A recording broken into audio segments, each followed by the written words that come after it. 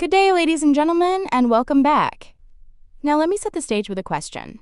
What happens when the Ryder Cup, golf's most electrifying team event, isn't just about birdies, eagles, and clutch putts, but about the fans themselves? That's the debate raging right now, and it has sparked a clash of opinions between U.S. captain Keegan and England's fiery star, Tyrrell Hatton. Bradley, fresh off a gut-wrenching one-point loss at Bethpage, insisted that the raucous, sometimes hostile atmosphere in New York was not unique to America. In his view, the European crowds in Rome 2 years ago were just as vicious. His message? Don't single out U.S. fans. This is just what the Ryder Cup has become. But Tyrrell Hatton isn't buying it.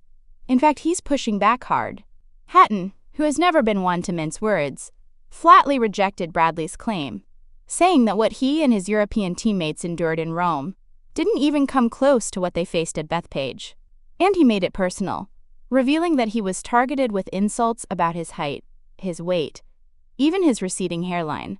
For Hatton, that crossed a line. And here's where things get interesting. Hatton wasn't simply venting. He used the moment to set a challenge for European supporters ahead of the next Ryder Cup in 2027 at Adair Manor in Ireland. His plea? Don't sink to that level. He urged European fans to prove that passion and pride don't have to come packaged with abuse.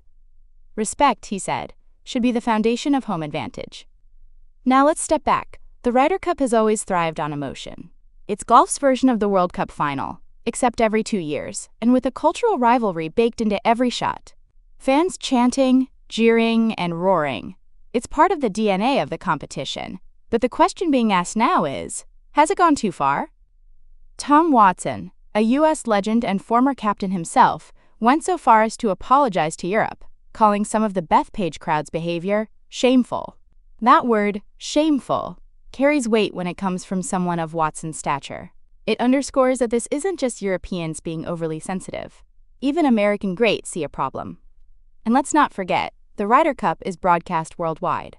The atmosphere on the ground isn't just experienced by the players. It's on display for millions. When the cheers cross over into personal insults, the image of the game takes a hit.